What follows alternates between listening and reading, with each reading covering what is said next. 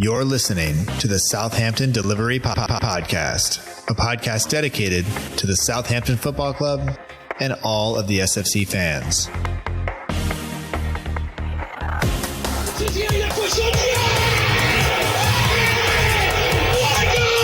If you want to have guarantees, you have to buy a washing machine. Fonte with a scooping header.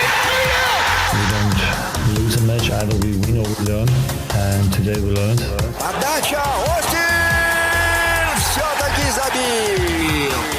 It's infield to Mane, 25 yards out. Lovely ball for Bella. Onside, 1-0.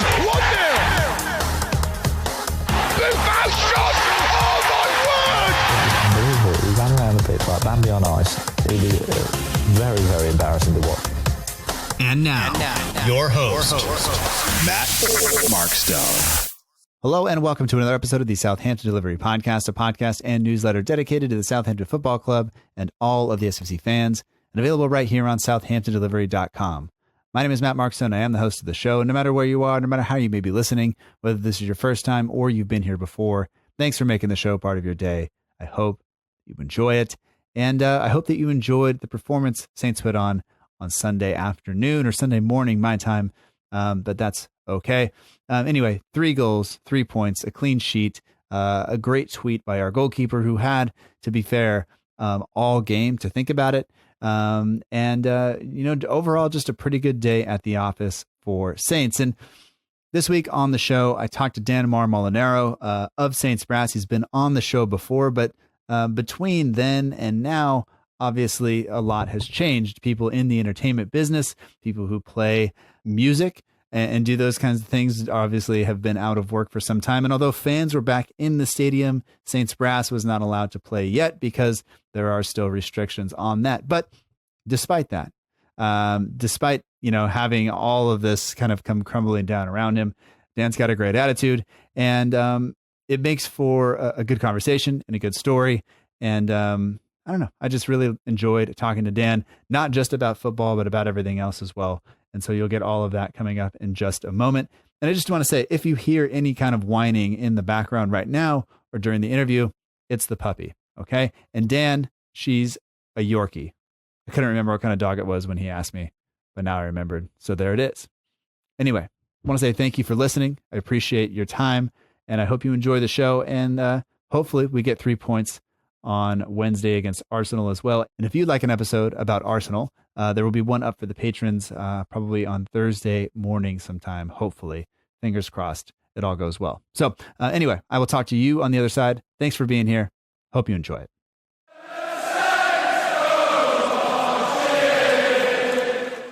I'd like to welcome back to the Southampton Dellivery Podcast, Dan Molinaro. Did I get that right? You got that right. All right. How are you, man? You cool? I'm good. Saints Brass, you're back, and pleasure to talk to you. And unfortunately, even with fans back, you guys weren't back yet. But anybody that wants to follow you can follow along at Saints Brass, and that'll keep everybody up to date with what's going on. But I guess just how are you? I mean, the music industry. I asked Michael Kern, who was a presenter and entertainer, a couple weeks ago, like, did you take the test to see what else you should have been learning to do? What your next job was going to be? Yeah, I wish I'd paid attention. It's been a tough year. I'm not going to lie. I think it's been a tough year for so many people, especially musicians who work in events that involve football. I think we have to be like, sometimes you just have to check yourself and think, I'm not having much fun. Yeah. But, it has been tough. It's been tough, especially for you guys. Yeah. We're still going, and things are turning, right? So we're looking forward to the better days. Yeah, absolutely. And before we get on to any of the football, because I mean, the only whining you'll hear anybody during the show, it will be if the dog decides to whine, because we've been talking for a few minutes. We're in a decent place, even given the struggles that everybody else around the world has had, and not that we haven't struggled or anything, but we're doing all right. And then the team's playing well, so if there's any whining, it's just the dog, and we'll try to keep it that way. But we've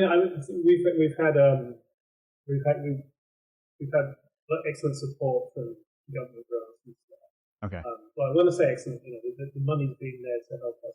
The issue with us generally is the uncertainty, and it's the same with most industries. I imagine, but the vast majority of us professional musicians. We're all self-employed, and there was, there's in the music world, it's kind of, I mean, I'm sure this is across the world, but certainly in the UK, there was this thing where it was like 3 days of, I didn't even know when to start. We basically had notifications coming in on our phones, and I got to the point where I almost put my phone in the toilet because it was every time a notification came in, that was like hundreds of pounds going down, literally.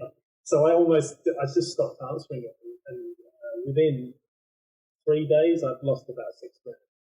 That was in March, and then the worst thing we've had, is that a number of us do festivals and touring and things like that. There's some well-known names and stuff, and all the tours get cancelled. The gigs sort of bunny hops. So I had just before our second lockdown in November. This was literally 3 days before it.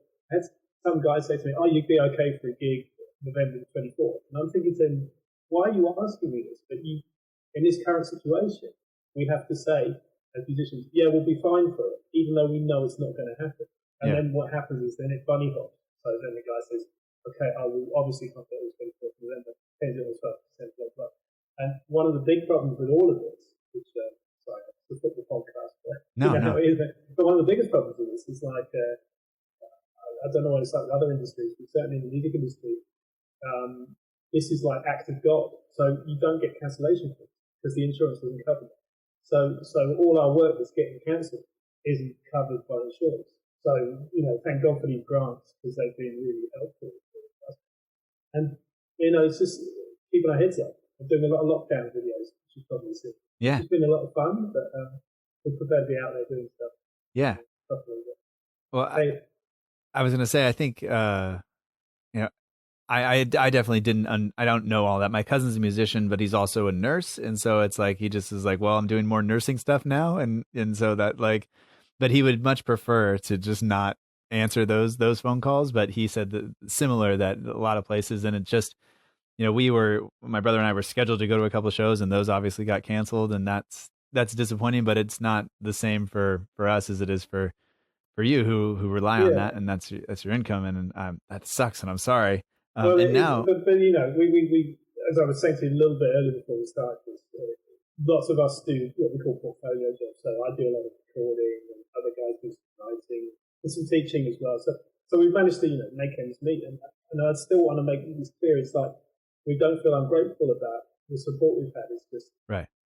It's like everyone. It's like it's just terrifying by it all, and we're trying to get our way through it, and hopefully in about, I know, a year or so, when we're playing Champions League against Barcelona, we can sit back and laugh about it. That's right. That's right. You could be welcoming Lionel Messi. Actually, I just realised there's no way we'll be doing that because Barcelona aren't going to make Champions League this year. So it'll be against Osasuna or someone like that. Right? Even better.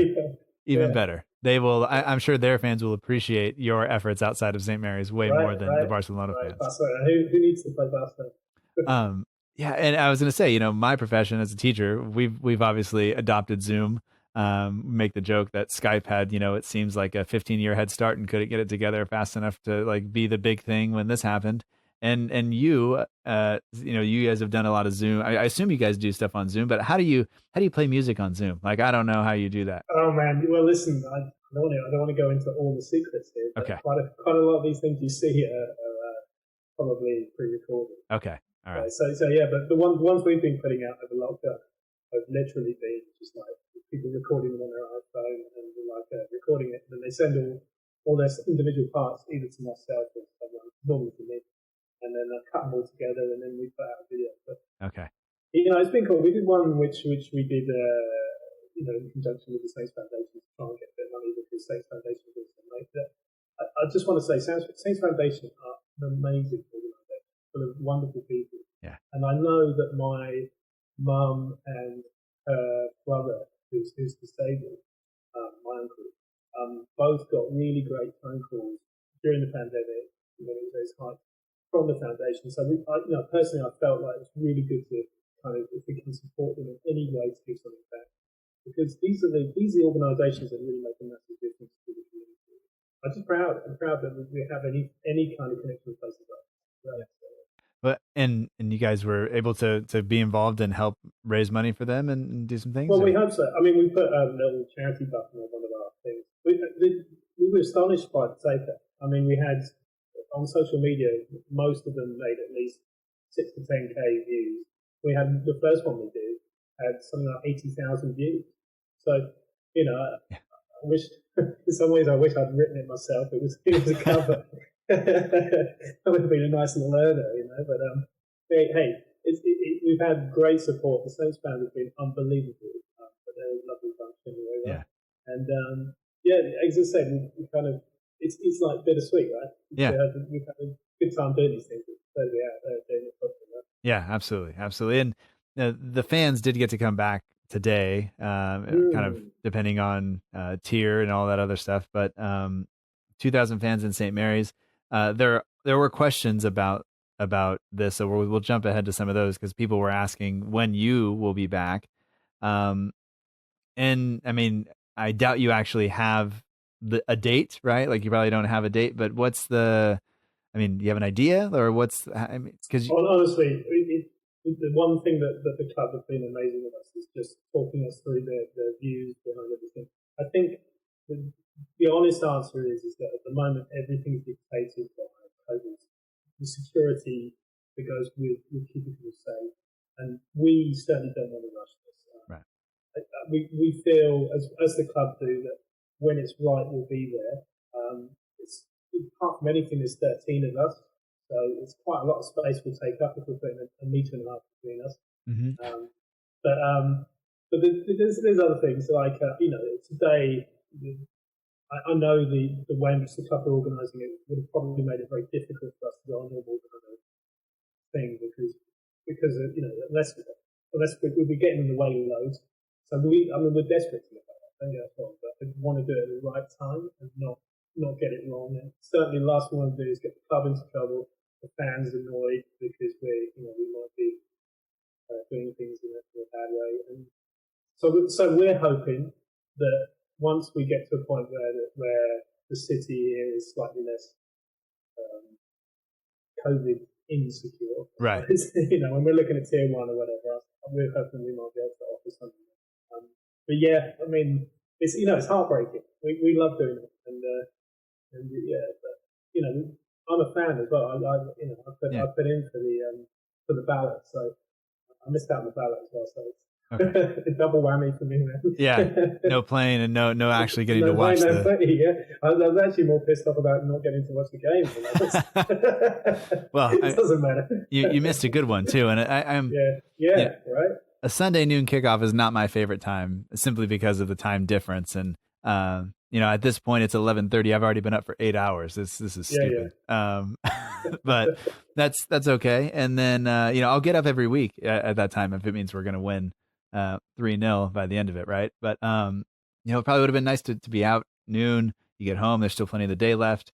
But it didn't happen, and maybe next time. So, we will talk about that. But let's talk.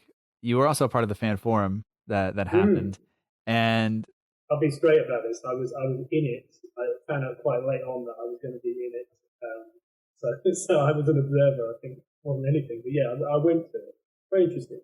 Ralph's a lovely chap. Yeah. What I guess what stood out to you during that time that you were on the call? I mean, because obviously the quote from Alex Cook about Danny Ings' contract and things. That was put in place by Martin Simmons, who just basically said that Alex Crook doesn't know what he's talking about. He lives here. He's not a fan. He's making stuff up. I was like, that seems a little harsh for a guy who works in the media. But if maybe Talk Sport's not the media, I don't know. I don't know what I can't. I don't know. So go ahead. Yeah, I'll let you talk. I mean, mine be very much, and this is both as a fan, but someone who's I've been lucky enough now because of the Saints thing to know the club the last 4 or 5 years. I will tell you straight away that most of the people working in the club don't know this. These things, and I don't mean that in a rude way, I mean that in the fact that these things happen at such a high level. Unless people like Martin Simmons himself are leaking, I just don't see how people know these things. And it wouldn't, it doesn't take an idiot to say that these things sell papers and listeners. So if you're going to say something, you say it for two reasons. One, because you think you know, but the other one because it doesn't matter, because you're going to get more listeners, you're going to get more clicks, right? So that's my first observation. I don't know whether or not Alex Crook has any idea what's going on. He might do, he might not, but there are other motives there. And I'll tell you right now that any journalist, apart from possibly one or two who I do think probably know what's going on, but most of them, it's for their own sake as much as it is for Saints fans. So, it's obvious to say that everything I hear in the media is interesting, especially when, I remember distinctly, these are the kind of things that I never used to think I'd be able to do, but I remember distinctly, maybe last season or the season before, it was transfer deadline day, and there was a game on it, and normally we get to chuck all our instruments in the room, and we leave all the cases in there before we go outside and get cold and play music. And the room was taken up, and it was taken up by Russ Wilson, right? And it was him and a whole load of them, and they were obviously sat in there with phones on, trying to do some deals. And we weren't allowed near that room. No one was. There was security everywhere. It was, and fair enough, man. That's their job, right? Yeah. So what was going on there, no one knew, and I think that's basically because negotiations are difficult things to do. Probably coming to some pinnacle of that in this country right now. And by the time this goes out, we may or may not have answers there. But yeah, negotiations are tough, and I have no idea. So it was really interesting the way in which Martin Simmons answered that. I would expect that he would have answered that of any journalist. I don't just think it's Alex Crook. I just think he was cross that was considered to be a thing, right? So even if Adam Blackmore had asked, which he kind of did, he was the guy who asked that question. He wasn't the fan who asked that. So I'd say, 9 times out of 10, in fact more than that, like 99 times out of 100, probably very little information has ever been out. But yeah, that was the one thing, because I always used to ask everyone, what's going on? They didn't know. People didn't know Ralph was being signed as a manager until he walked through the door. Right? So, they'd been chasing the places, but they didn't know it was going to happen.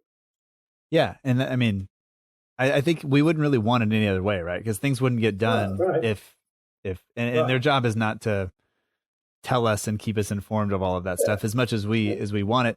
Although, and more than that, might be it's really simple. They're the professionals.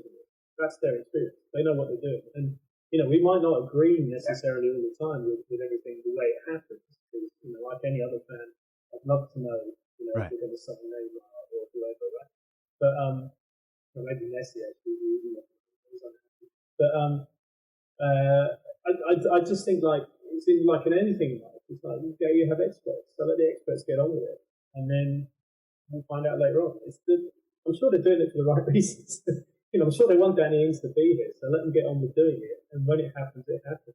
And if it doesn't, that will be the club's decision. Yeah.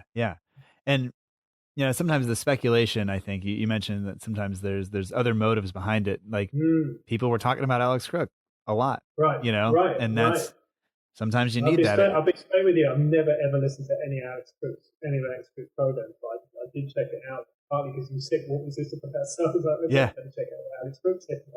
It's got an extra listeners this week. Somebody sent me. I have a book that he wrote, but I don't know. I don't know. Yeah, but it's cool. It's interesting, isn't it? So yeah, what else from the fan forum aside from the whole Alex Crook kind of situation stood out to you, and were you surprised by any of the things that were said that were maybe positive for the club, or things that you just kind of thought were not I guess right where we were standing already, or kind of change your opinion on anything? I think one of the things you have to acknowledge when these things happen is fans forums they're always cleverly managed. You'd be a fool to think that they'd ever do anything other than a PR opportunity for the club, right? But it's when they happen. So if we're kind of fighting relegation issues and we've got people about to leave and stuff like that, they're going to be much more ugly than if we're pushing for European qualification, which hopefully we are right now. Yeah. So it was a fairly pleasant affair, I thought.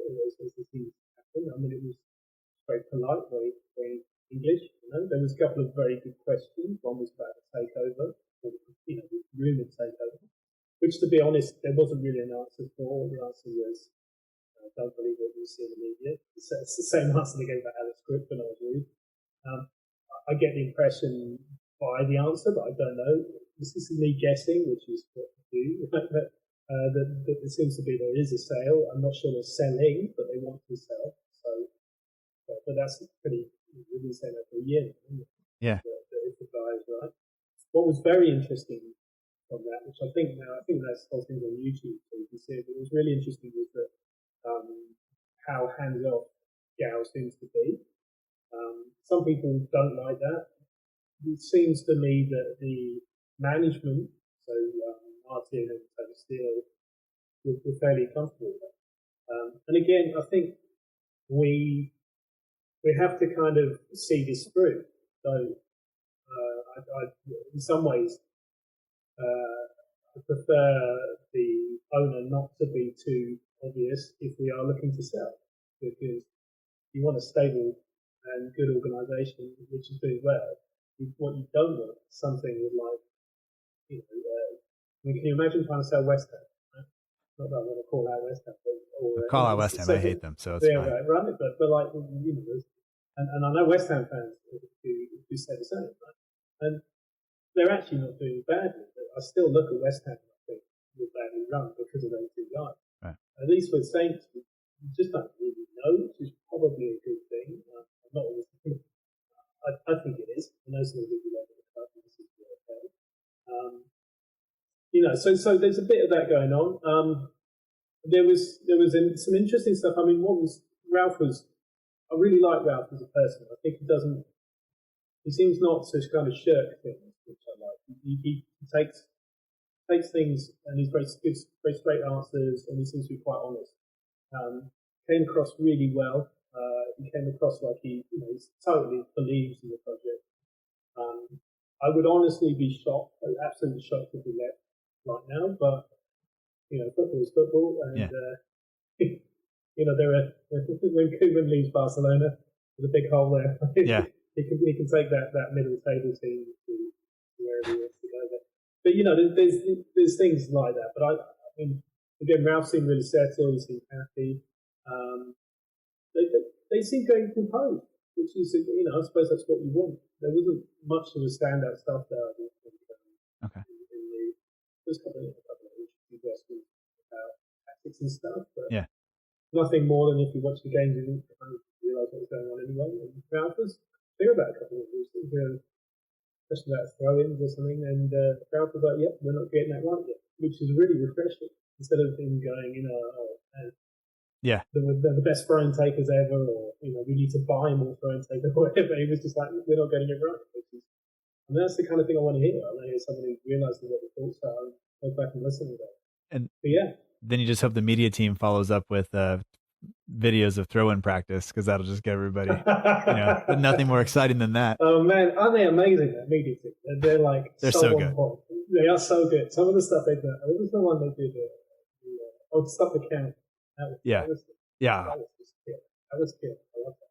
I don't know who they are. I don't know if they're allowed to actually be real people, or if they have to be complete. Well, I won't let you into the secret. No, just tell them how much we all appreciate them. But we have this really strange relationship because we're not actually employed by the club. We're just we have this kind of we're kind of partners as well. Yeah. So we come along and make some noise, and they let us make some noise, and they'll pay us. And so we know some of these people, but one of the things one of the people we have been across, one of the departments we work with fairly closely, like the marketing and sometimes the media team, they are the nicest people. They're just lovely, and it's a really nice. Some of the staff there are just really genuine and really funny people, and it comes across really well on social media. Yeah, I love it. Yeah, I think that's the best part, is just the reminder that although things are now going well on the pitch, there's all these other people that are, especially in these times. Yeah. I mean, because they are losing, and it's a significant amount of money they're losing, and whilst the players will have watertight contracts, and also they're necessary, there'll be some people worried about their work. So I hope I hope for the sake of the community and for the sake of the people in the club that we continue to do well and that there isn't any issue. I mean, it's really nice because when we were last week, we hit 20 points, wasn't it? So, like every Saints fan, the first thing I said was, halfway there. Yeah. Hit that 40-point mark, and then we're all right. Yeah. Was it West Brom a couple years ago who hit that, and then they just basically stopped winning games? Or maybe it was Burnley. I don't know. They just stopped winning, and I was like, well, hopefully we don't do that. But we got to get there first, and then anything else on top of that is fine. Right. It's gonna be nice to hit it, fairly soon instead of waiting until there's not time play, right? May, right? Like, come on, let's just get there. But yeah, so I mean, you didn't get in the stadium itself, but you did, I think, get to watch the match because now I think with the staggered kickoff times, they're all being shown on television as long as you have the proper. Right, that's right. We did actually. We were in on a game a few games back. It was we did the last post in the middle of November. Right. And that was amazing. We were also really proud to have everything. And the weirdest thing was that was in the middle of the second lockdown, so we weren't allowed inside, so we had to do our thing and then leave the actual, they call it the bowl, the inside of the stadium. Okay. Leave the bowl for the seats and then go back through some double doors. And as we were kind of packing up inside, which we had like our own space, all the social distance stuff. Yeah. They did have the TV on with the game, so we could hear the players like shouting, and we heard the goal, and then for the players scoring, and we didn't see the goal, and then the goal shows up on the telly like 20 seconds later. So it was just the strangest thing. And I'll tell you what, something that's really surprised me, and I had no idea. I always thought that footballers would be like really tactical and stuff. You can hear them shout, get out, or like in the mixer and stuff like that. And they'll be like, I thought that's just stuff you shouted on Sunday League. Yeah. I didn't realize that's like top level people. So it was really interesting hearing them like shout and stuff like that. It was, oh my God, like a push up or, stuff. It's just like stuff they should do anyway. It's not super high level. Not super high level tactical instructions. It's just kind of the stuff you know what I mean? Do you really need to tell someone who's like, wide attacking to put it in the mixer? But obviously they did. It's like, hilarious. And I would think if you transferred over to music, I'm sure that professional musicians say different things than the guys jamming in the garage, right? Like that's. You'd hope so, but maybe you just pretty much might probably say. I mean, well, so when I used to play bass, and they'd be like, "It's three chords," or like, and it's just like, "I got it. I'll get there. Don't worry." It's like, sure. But anyway, that's and I think that's now that we don't have the piped in crowd noise because there are actual people in the stands. I think I'm actually hearing more of the players, and of Ralph, which I appreciate a lot. That's my favorite part, and mostly it's just Ralph. And but like you said, a lot of times it's just run, yes, no, Sure. like but it just makes me feel good to hear that and know that's what's happening. But I guess I would have expected a little bit more from the players, but whatever. But they all play Call of Duty and stuff, so I wonder what they yell. Probably just like the rest of us, probably the same thing as my 15-year-old. So the Sheffield United match you mentioned earlier, you didn't get on the you didn't win the lottery for that, but no. Unfortunate one for you to miss, given what happened. But when that lineup came out, and we have some questions about Danny Ings, we'll get to all that stuff. But when the lineup came out, did you have any questions or any? I guess were you surprised by the fact that Walcott was starting on the left over Djenepo and Redmond, or do you think that was really. the proper decision? I think given how well Diaz played in Ings' absence, he seems his form seems to be excellent at the moment. He seems really hungry. The weird thing is like I'm old enough to remember first time, and one of my favourite goals is that massive, I think against Arsenal, we were low from like the halfway line where he just looked down the side.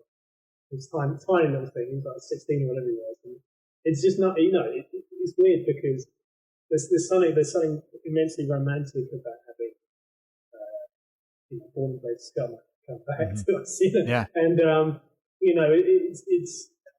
I kind of have a really soft spot. I don't normally have those kind of soft spots for footballers at the moment, but now he's one of the ones that I'm just like, I love the fact he's playing for us.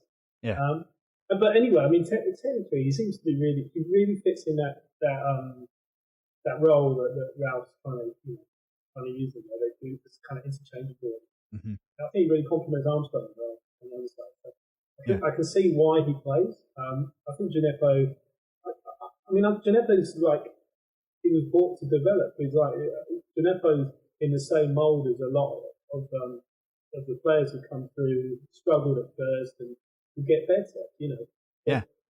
Just right now, Gineppo might not be on the same level as Walcott, but there's no reason why he won't be there. But these are like minor things, right?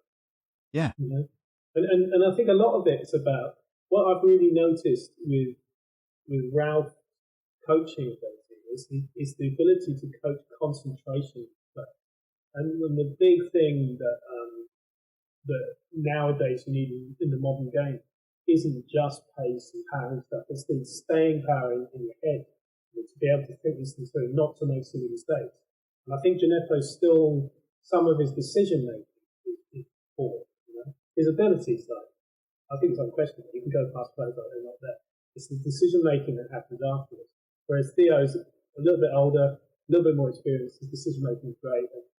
But if you look at some of the players this year, I mean, Vestergaard's the obvious example.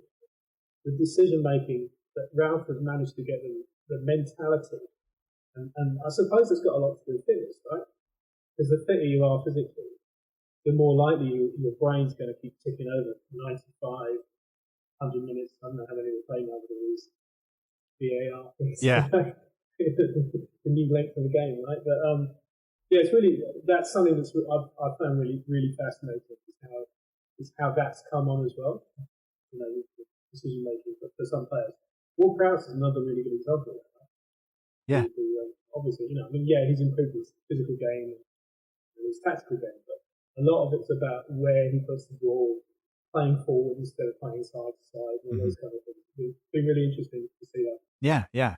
And I think, talking about Theo again, I wasn't sure that he was going to fit in, because we generally see people take a long time to be introduced. You think about how long it took for Kyle Walker-Peters to finally make an appearance. You think about the fact that we still haven't seen Salisu, and there is fitness questions there because he came in with an injury. But we don't just throw people in, and Walcott came in and kind of went right into the middle of it. And I think, the fact that he is a wide player, but he wants to play centrally, that inside kind of number 10 role really fits him, because he gets to do both things throughout the game, and he has a lot of freedom, and he puts all that energy in. And then I think just Gineppo will learn from him, and I think Redmond is challenged by him, and I think that's extremely important, because Redmond has not been. I like Nathan Redmond so much, but he hasn't really been that good this season, and that's unfortunate. But it is what it is, and like you said, you can't have all the feelings. You gotta get better, right? Like we need him to be better than he has been. Sure, and I think one of the things about Redmond, which again kind of, I'm going to bring my point back, is like, actually he's a confidence player. Confidence players, it's all about decision making again, because there's no doubt that Redmond again can go past people. I mean, the composure to put it, because he was off balance today when he scored, right? Nice finish. And instead of just slamming the ball into the stands like he could have, he thought about it and did it properly.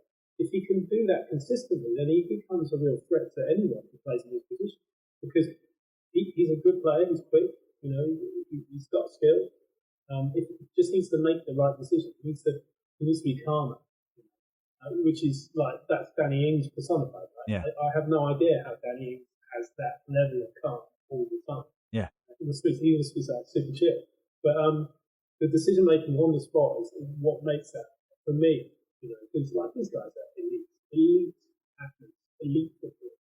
So what is the minutiae difference? And quite often it just comes down to that split second where do I do what I'm meant to do, or does the blood rush to my head and I slam it and it goes to those ends, right? Yeah. And you can coach that. But it takes time, right? Yeah. And that's why I think. So your question about why does Theo come straight in and work? Well, Theo's been in this job for a long time, whereas Kyle Walker-Peters, young lad who hopefully stay with us, right, for a long time. Salisu is another lad who's obviously, needs some work. And you can see those ones who've been, the one exception to this rule is Romeo, who has had an amazing season. And again, his decision making, there was a stat today about the fact that I think he didn't miss the pass today or something, which I'm not a massive stat person, but that to me says that the decision making with the passing was really excellent. So he's really, confidence is a great thing for football, right? But actually, what does confidence mean?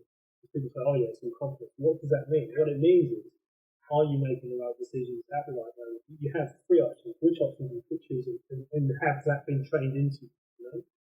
So it's exciting, really exciting. It reminds me of one of my favourite ever Saints teams. It was like the late 80s one. I used to go to the Dell. There's the Dell, the old Archers Road, and you have the flying forwards. You have like the Wallace brothers and whoever up front. Matt is in the wing as well. Colin Clark is up front. And it reminds me of the old Chris Nichols thing where you have these really interchangeable positions up front. The whole attack flying forward. It's not the same pressing game, obviously. That kind of excitement. And again, the guys who played in that team, they were really confident in their decision. Others put people into the stand. One of my favourite moments in football is watching Neil Roddick run the entire set, lay into a pitch to headbutt someone and then walk off before being seen to see the red. And that again is good decision making in some ways. Yeah. Not in others. Sorry. No, you're fine. And I think you could see a lot of that confidence, the decision making that we made today. Mm. I didn't see the stat about, or maybe I do like stats, but it's mostly to compensate for like things that I think I don't understand. So I just like, it's not that I don't like them. I just don't read them. Yeah, there you go. I'm just lazy, right? If we kept the ball brilliantly today. I think we had almost 80% possession. And for large parts of the first half, it felt like, Sheffield United looked so bad, and you almost feel for them because we weren't in that bad of a situation last year, but we weren't playing well, and to just watch them struggle, and they look like a team that doesn't have confidence. They didn't know what they were doing with the ball for most of the time, and it just allowed us to press them and keep the ball, and then make them chase. And that, I felt there were a couple of times where I was looking at how tight the triangles were, and it's like, maybe we don't do that right there. And this is like, and the guys were like, no, we're going to do this right here, and it's going to be fine. Yeah. And then all of a sudden, sure. We're going down the other way, and it's like, oh man, like that. My heart races a little bit, maybe because it's the lack of sleep at 4 a.m. and my body's going, what are you doing? I was the same. I was screaming at the telly. It's like when McCarthy played out to Carl Walker Peters, isn't it? Again, it was the right decision. And what's interesting about the Sheffield United thing, you're right, it reminds me a bit of the same stuff that years back. And they want to talk about plan Bs and plan Cs. I'm sure they have them, but it's whether or not they can actually get into a place where they can actually execute them. And it just looks to me that Sheffield United was devoid of ideas. So they we obviously had a game plan which didn't work. So someone's got to take responsibility to change that game plan. Yeah. And no one did. And it just reminded me of a couple of years back where the same thing that happened over and over again with Saints. You keep grinding out these awful flaws, and everyone can see the problem, but no one will take responsibility for the problem. Mm-hmm. And it's a big thing to change that whole attitude. It's quite impressive, I think. Yeah. I wasn't sure what they were trying to do, because I think they had a back five, and then for most of the match, and then they were playing. I think Ampadu generally plays as a center back, or has played as a center back at times, and so essentially you got a back five and then a center back in midfield, and no pace up front to start with. And it's like, look, you're not gonna play through us. That was obvious. Yeah. And sure. And we're pretty strong, but if there's anything, like, put Brewster on and just say, like, race Vestergaard, and that's probably, and they didn't do that. And I was like, well, okay, like that's your decision, and that's fine. But I think it kind of played into our hands. Let's talk about the goals, because I think there are a lot of things we could say about the game, and I do struggle to talk about matches that we play well in, because I don't generally you just pick out the worst things and you talk about how they need to improve. But that's not really there. But the first goal, Adams, Armstrong, and Redmond all get goals today. Only 1-0 going into halftime, which I thought, maybe we could have asked for another one given how dominant we were. But what did you make of the fact that they defended that so badly, and they kept giving us free kicks and corners, and we were just all over them. So, I felt a little bad for the way that first goal happened, but I'm glad that Adams got it, and hopefully that kind of pushes him forward and gives him a little bit more confidence, I guess, to go for it. I mean, this is the other thing I've been really impressed by, and I don't know if this is coaching, but it's like an edge.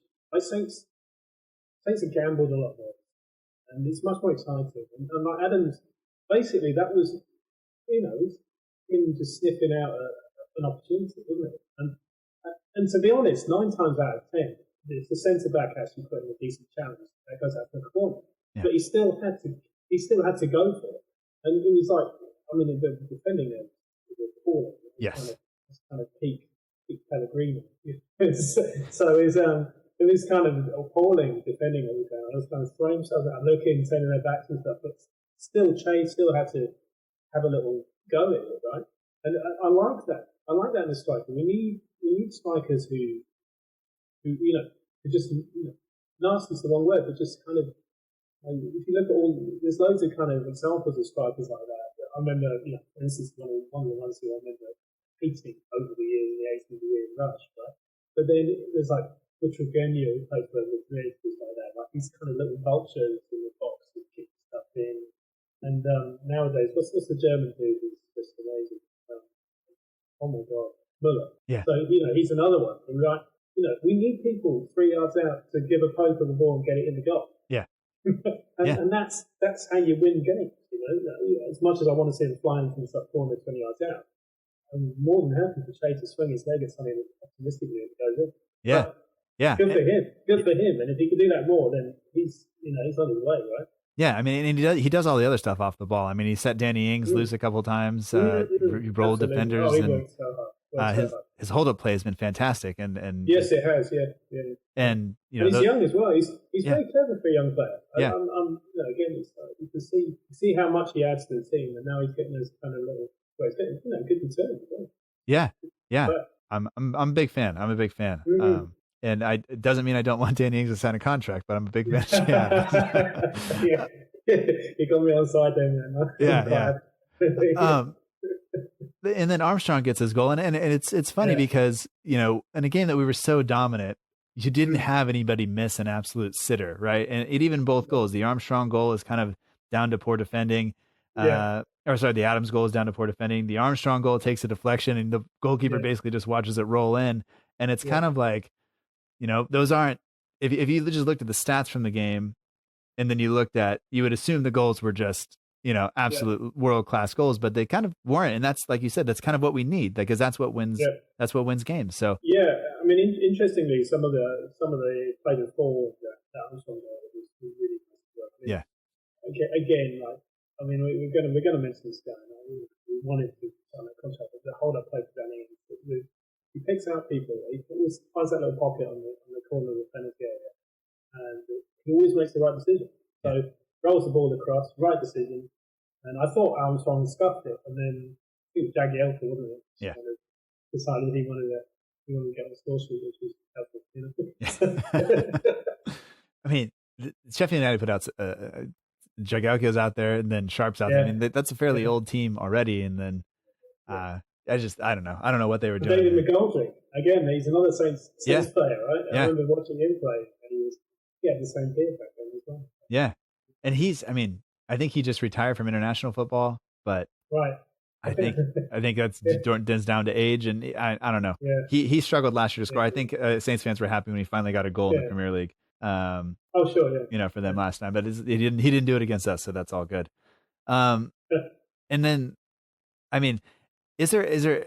We'll come to the Redmond goal in just a second because, but is there anything else that kind of stood out in the game? Because basically, like all the stuff I have written down, I have all Saints through 9 minutes, and then I have it crossed out and said through 15, and then through 35, and through 45, and then I basically wrote 90 except for minute like 46 to 55.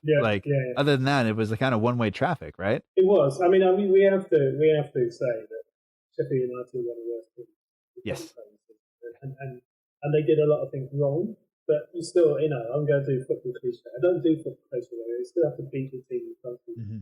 And one of the things I was impressed by was the interchanging today, right? So something I noticed more, probably because Sheffield United was so bad, but was how players covered each other in positions. People popping up. There was a lot of movement, which is probably what really screwed up Sheffield United in the end. Was the way in which certainly people coming onto the ball. I mean, even the centre backs were getting forward. Vestergaard's now become, he's roaming forward like he's some sort of old-fashioned Italian sweeper. Yeah. And there's all sorts of really interesting dynamics going on today. And I think it was nice as well to see how sensible Saints were with that. It wasn't there was a few kind of wild, diagonals. Mm-hmm. But actually the ones that were right were placed at the time. I thought, Romeo and Ward-Prowse and that pivot thing in the middle, I don't want to talk about injuries because I really don't want it to happen, but if we keep them fit all year, they've got like a great understanding of it. And it was really interesting to watch that pivot all the time. And it's so equal, the workload they do. Whereas before it was, Romeo 60, right. It seems to be like really interchangeable how those two can come through. And again, that kind of engine room ticking over all the time, the confidence of having that and the decision making between the two allows people like Vestergaard to come past them. It allows people like Che Adams to drop in a little bit and then go away. And that, it allows for that because they have so much confidence in the teammate and the system. It's really, it's kind of impressive. And, as a Saints fan, you don't normally get to talk about this. I'm quite pleased I picked this week to go into your podcast. No, this is fantastic. Instead of talking about yet again from the corner we've been outdone or whatever. But yeah, it's really nice to see. It's like a balanced team. Yeah. Sign a bloody contract then. It's a balanced team. Yes. Right? I don't think he listens, but yes. Yeah, right. But it's interesting. I know the guy teaches him guitar, so I might send him a copy of this. okay. Yeah, that's okay. It would make all the difference, right? Yeah. I didn't know he if played he guitar. stays, he'll be like oh yeah. Apparently he's really into his rock guitar. Okay. All right. And Jack Stevens as well. Really? Yeah. One of the other podcasts, the In That Number podcast, they don't say Jack Stevens, they say Jack Effin Stevens, but this is a family show, so we won't say that. But I definitely agree. No, there's no Effin Stevens. As somebody pointed out, family show, not a family Twitter account, but that's okay too. Right. Things happen. Anyway, we'll get on to the Redmond question here, or the Redmond goal with a question from one of the patrons, because this is what we're going to do. So one of the patrons, Luke Millard, sends in his question. He says, after his well-taken goal today, do you start Redmond against Arsenal or do you start Walcott? And is there anything else that would play into your mind with as far as that goes? And I guess we talk about confidence. Sometimes Redmond, I don't think he has it all back, but maybe the goal helps. But what do you make of that? Are you going to start Redmond if it's your choice on Wednesday? The first thing I'd say to you is that the game's coming thick and fast now. So the first issue is fitness. I think that you have to take that. And sadly for us, we'll never know exactly how fit the players are. Mm-hmm. It might be that Theo isn't fit enough. It might be that Redmond's got enough. You just don't find these things out quickly enough. So that's the first. And I always think this is one of the things like who do you play? Well, nowadays you need to play the fittest player. And actually, bringing you back to that fan scoring thing, it was really interesting how Ralph spoke about that. He spoke about why he uses substitutes like he does, and a lot of it came down to the fitness of the players, not just the tactics of the team. I thought it was a really interesting answer. So anyway, if it's a purely footballing decision, I think it's really tough, but I think at the moment, Theo is proving to he's got the place. Yeah. So he's the one to beat. So if he's the one to beat, then basically, until he proves he doesn't get the place, is my thinking. quite big on, people earning and keeping rather than just switching. Yeah. And anyway, the consistency is what's kept this team going. If you think about how few changes they've really realistically been in the last 50 days, that's what's given us the edge. And, there's some mid-table teams like Manchester United or Manchester City, these kind of mid-table teams, who just chop and change. And it's really effective, especially City. Yeah. City, they're like that Barcelona lot. So I think we need to be very careful about how much you change the way in which the team works. That said, I'd love Redmond to give it a go. And it's a long season. Yeah. And we're going to need two of Redmond, well, probably actually 3, 4 of, but certainly 2 of Redmond, Gineppo, Walcott, and Armstrong to be operating at 90 to 100% every single game. Yeah. If the dream of Europe happens, right? And it's, I love this idea. One of my favourite seasons was the recent Europa, the one with the land on the right hand side. That was amazing. So enjoyable, right? But let's not count my chickens here. If on the last game of the season we're 20 points clear of, the 5th, then I might say we might be in Europa, right? But but I think for the time being we just need to, because they've all been on fire this season, and we need that consistency throughout Christmas especially. That's when all the injuries happen. Yeah. So, hopefully, fingers crossed, balanced squad, no injuries, everyone's happy, right? Yeah, absolutely. And especially you saw Walcott get taken off early today, and that may be, because his body's going to take more time to recover, and that comes with, part of his age and the miles on his legs. Which might actually answer your question, by the way. Yeah, because exactly. Sometimes I wonder if do you play him knowing that you're going to have to, like, that's already sub-used, right? Like, he's probably not going to play. Well, that's interesting you should say that, because Ralph picked up on this. This is why he didn't start Ings in the last game. He said he picked up on this fans thing the other day. He was saying that he doesn't want to do that because he knows he's going to lose his sub. Yeah. So he doesn't think that, which is really interesting. Yeah, I'm with him. I think it's great. We have a few more questions, and then I know we're running out of time, so we'll kind of move through this. We have a couple that focus on Saints brass, so we'll come to those in just a second. Cool. And then there are a couple that go with Danny Ings. So Al Capone 156 on Instagram says, "Do you think the contract issue with Ings has any influence on his game?" There's one other one that says, "I'm too tired for this." Expletive. Is as with Ings not looking steady during his recovery. I would say he was a bit off today. He didn't look quite as crisp, but that's just match fitness maybe. Do you think that we have the depth? So there are those, and then should we do with those first? I'm happy. Yeah, let's do those. And then there's one that's directed specifically to you. Okay, I assume it's a friend, so we'll see. So let's tackle those with Danny Ings, because so the Ings thing. Let's be straight about this. These guys are professionals. They do it well. Sometimes there are players who play for moves.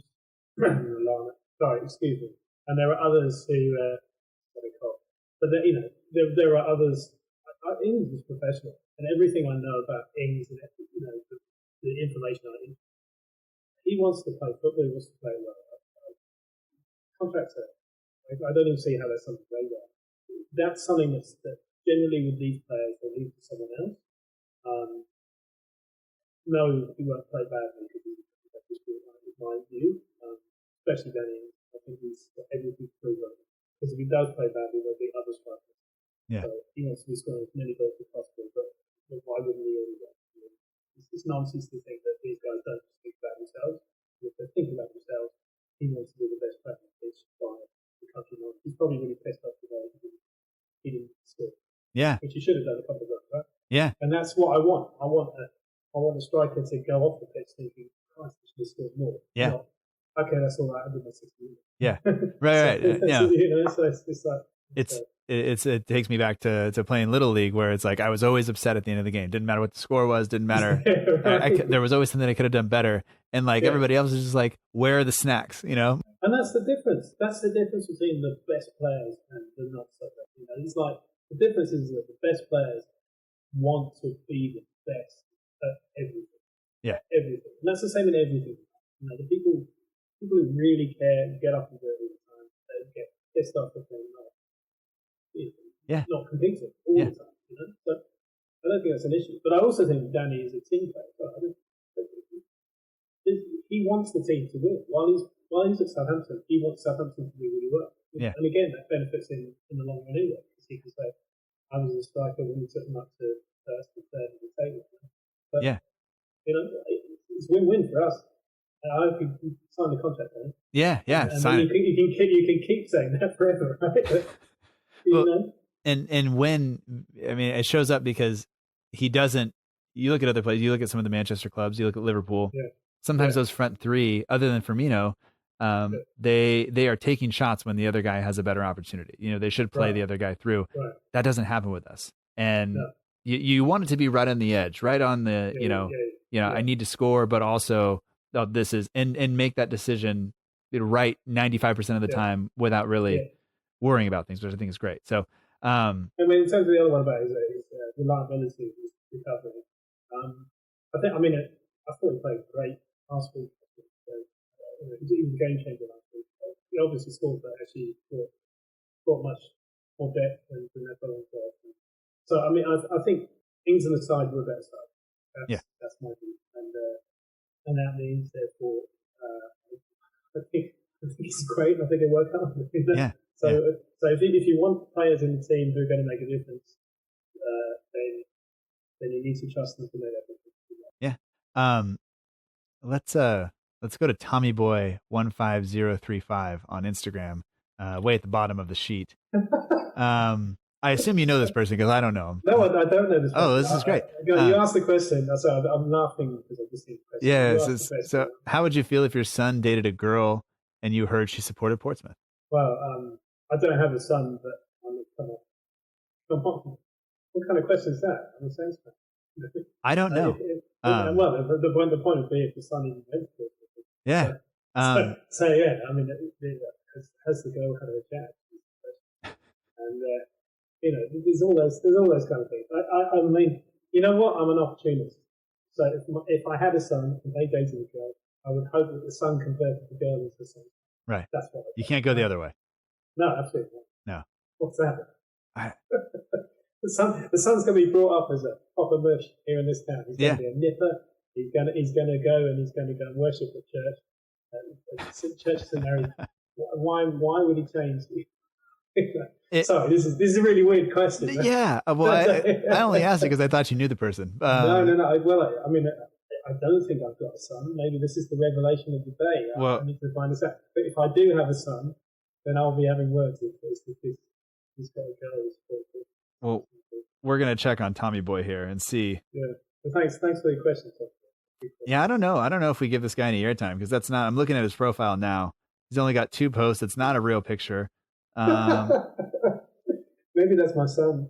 Well, maybe, and maybe he's trying to tell you something, or a Portsmouth fan is following the account. Which, if he listens to the whole show and gets to this part, I don't know. Maybe he should let us know where his team is in the table. Well, this is it. Thanks for listening. And mind again. Yeah, that's right. I had to. So I have an admission. I had to work in Portsmouth for a bit. I had to work there during that cup thing that they bought with all their. Okay. Great. Money, and that was tough time. Yeah. I am enjoying this. Yeah. Oh yeah. I'm enjoying this. Was it 4-0 in their own backyard? Right. Just not. I don't remember that. Maybe did you say 4-0? Yeah. So 4. That's right. But Tommy Boy. I didn't say 9. I didn't say 9. That took. To be honest, the 9 is water off a duck's back because that was a league game. 4-0 against. They really cared. But if you were playing the American version of the 9-0 bingo, it was 68th minute today. It took a while, didn't it? It took a while today. I did notice how long it took. They did talk about the L word. crowd. Yeah. I don't know if that's going to be. Yeah, it's a family show. We don't talk about that. All right. A couple of questions relating to Saints Brass to finish this off. I know kids and baths need to happen. But they're not sons. There you go. Just to make that clear. Yeah. Justin Woodward says, how much do you guys miss playing the stadium each week and entertaining the fans before the game? And I guess, granted the money side of it, because you guys are all professional musicians, but how big of a hole has that been for you and your kind of your match day routine? We genuinely, and I'm not just saying this, we genuinely love it. And we've had, I'm not going to pick out individual musicians who play with us, but we've got musicians who play with us, who play with major artists. People who are touring, people who play places like Wembley Stadium. We've got session musicians who could quite easily be doing some serious gigs. Yeah. And they love coming to some areas and playing. And there's a real camaraderie about it. But the most important thing is, I don't want to seem like kind of too stocky or too sickly fancy, but the fans are amazing to us. We love the fans, and I'm a fan myself, so I was really nervous about everything to do with it because we missed some days, like we seriously missed it, and we've got we've got the obligatory WhatsApp chat where we're like, when's it come back? When we can, we try and do something. These lockdown videos, they take a lot of work, but we enjoy doing it. We love the feedback. I just want to say thank you, actually. Thank you to everyone, especially on social media, but just in general, we've had some wonderful comments. So do we miss it? Yeah, absolutely. And I've been going to watch the Saints now for too long, 35 years, and I miss it.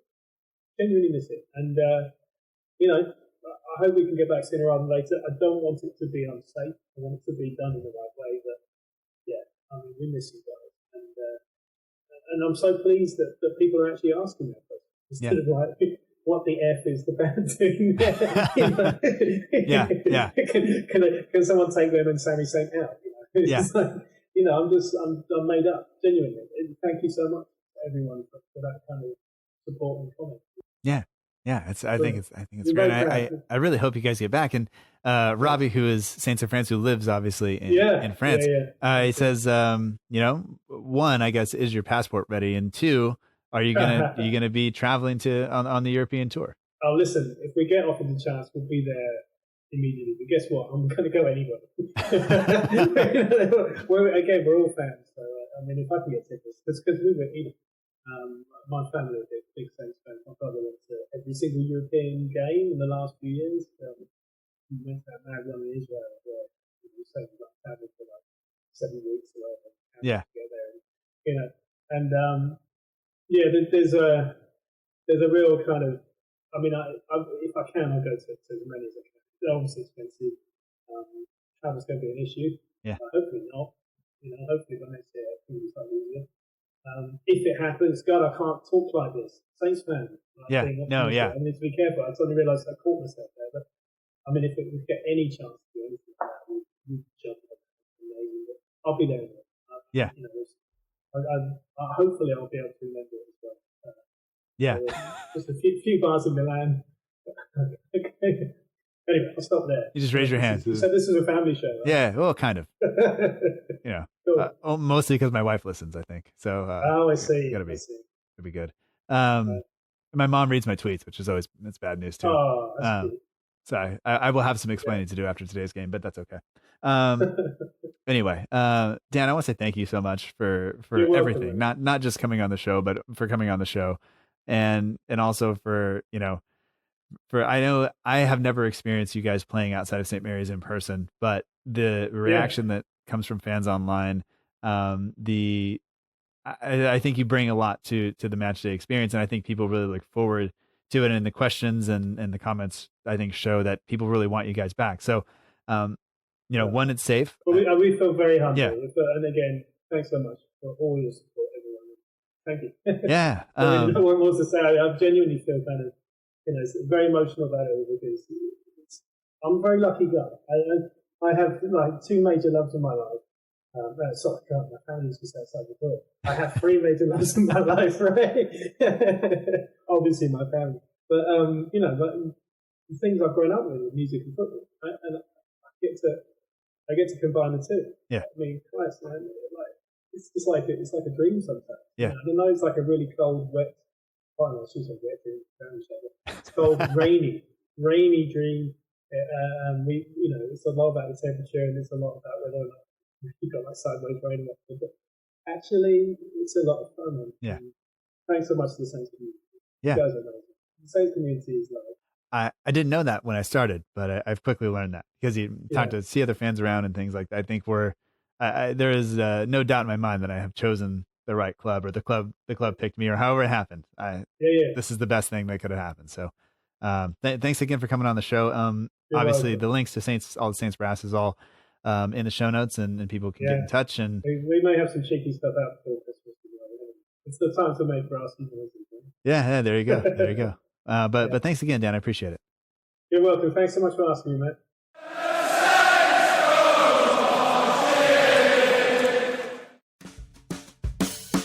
And that does it for this week's episode of the Southampton Delivery Podcast. Thank you so much for joining us. I hope that you've enjoyed it. Special thanks this week goes out to Dan from Saints Brass. You can find him and the rest of the crew on Twitter, Instagram, and Facebook at Saints Brass, and also at saintsbrass.com if you prefer a traditional website to the social medias. This show is also on social media at SFCDELL_IVERY on both Twitter and Instagram. We're also on Facebook at facebook.com/SFC Delivery. If you don't want to do all of that, you can just go to southamptondelivery.com, and there you can get access to past episodes of the show. You can sign up for the newsletter, or if you're interested, you can become a patron of the show.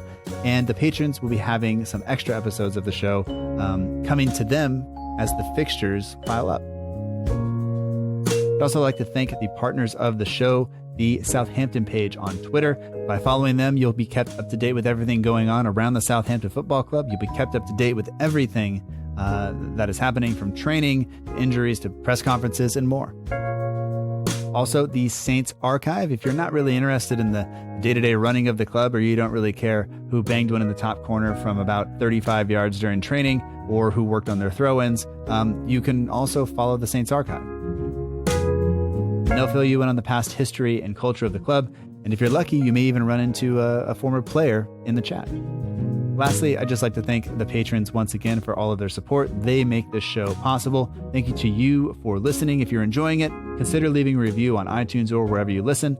I very much thank you for that. Show artwork is done by Matt Beeling of the We Are Southampton page on Instagram. And all music for the show comes courtesy of the Free Music Archive at freemusicarchive.org. The intro song is Epic Song by Boxcat Games, and the end of show credits that you're listening to right now is Aim is True by Paddington Bear. We will be back next week. I look forward to talking to you then. Patrons, I will talk to you on Thursday, and you can read the newsletter if you like to read stuff. Anyway, thanks again. Talk to you soon. And until next time, remember that together, we march on.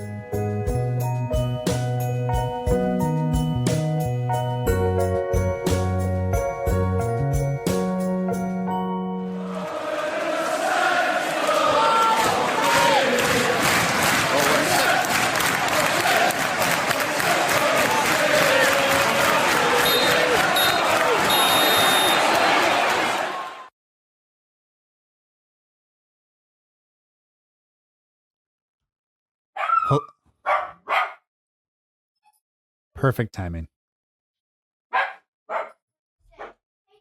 What? You're gonna what?